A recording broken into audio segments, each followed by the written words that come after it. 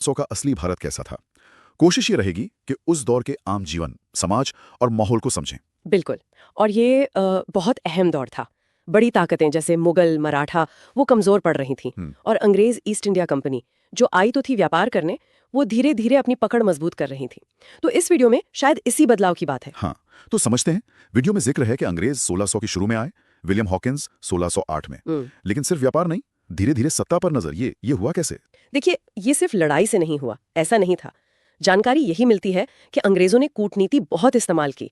मतलब जो भारत की अपनी ताकतें थीं, मुगल थे, मराठा थे, उनके बीच जो झगड़े थे, खींचतान थी, उसका उन्होंने फायदा उठाया। अच्छा।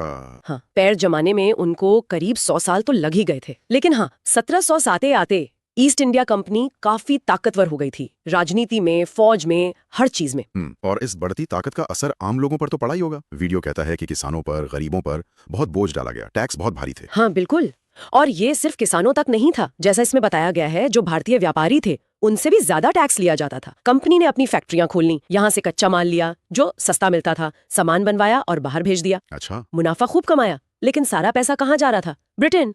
तो भारत में क्या हुआ? आर्थिक तंगी, किसानों पर लगान का बोझ, कर्ज का बोझ, उनकी तो कमर ही टूट गई थी एक तरह से। इतनी मुश्किलों के बीच गांव का जीवन शायद कुछ अलग था। वीडियो में एक बार्टर सिस्टम का जिक्र है, मतलब चीजों की अदला बदली। ये कैसे काम करता था? हाँ, ये गांवों में काफी आम था उस वक्त। जैसे किसी के पास चावल ज्यादा है तो वो गेहूं वाले से बदल लेता था, सब्जी वाला अनाज ले लेता था, इस तरह से। तो रोज की जरूरतें पूरी हो जाती थी, भले ही पैसा मतलब कैश कम चलता हो। एक तरह से आत्मनिर्भरता थी गांवों की, ऐसा वीडियो में भी कहा गया है। अब ये शहरों में भी था या नहीं, ये उतना साफ नहीं है उसमें। हाँ, ये शायद गांव की ही बात ज्यादा है। अच्छा, और लोगों का रहन सहन कैसा था? कपड़े, घर? जानकारी यही है कि जीवन बहुत सादा था। मर्द लोग ज्यादातर धोती गमछा पहनते थे, औरतें साड़ी।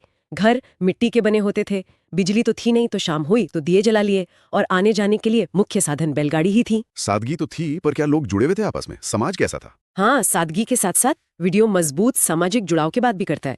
भाईचारा था, बड़ों का आदर था। सोचिए, आज की तरह फोन, इंटरनेट कुछ नहीं था, फिर भी लोगों के रिश्ते गहरे थे। शाम को साथ बैठना, भजन कीर्तन करना, ये सब आम था। इसी से लोग जुड़े रहते थे। लेकिन समाज में सब अच्छा नहीं था। वीडियो बताता है पढ़ाई लिखाई की हालत बहुत ही खराब थी। मुश्किल से 10% पुरुष और शायद 1% महिलाएं ही पढ़ लिख पाती थी। हाँ, ये एक कड़वी सच्चाई थी। और दूसरी बड़ी सच्चाई थी जाति व्यवस्था। ब्राह्मण, क्षत्रिय, वैश्य, शूद्र, ये बंटवारा बहुत गहरा था समाज में। दलितों के साथ, दूसरी छोटी मानी जाने वाली जातियों के साथ बहुत भेदभाव होता था। वीडियो ये साफ दिखाता है। और एक इशारा ये भी मिलता है कि अंग्रेजों ने अपनी फूट डालो राज करो की नीति के तहत शायद इस जातिवाद को और हवा दी। काम भी अक्सर जाति के आधार पर ही बंटे होते थे, जैसे धोबी, कुम्हार, नाई, ये सब। और काम धंधा, रोजी रोटी के लिए लोग क्या करते थे ज्यादातर? मुख्य काम तो खेती ही था। नील, कपास, अफीम, गेहूं, धान, ये सब फसलें उगाते थे। और दिलचस्प ये है कि अंग्रेज ये फसलें खरीद लेते थे किसानों से और फिर बाहर के बाजारों में बेचते थे। खेती के अलावा पशुपालन भी काफी आम था। और जो लोग खेती नहीं करते थे उनके लिए क्या था? उनके लिए रास्ते बहुत ज्यादा नहीं थे। या तो छोटा मोटा कोई व्यापार करते थे, लेकिन उस पर भी टैक्स का बोझ था। या फिर जैसा वीडियो बताता है, मजबूरी में अंग्रेजों की फैक्ट्रियों में काम करना पड़ता था, और मजदूरी बहुत ही कम। तो कुल मिलाकर इस वीडियो के आधार पर देखें तो 1800 के भारत की एक मिलीजुली तस्वीर उभरती है।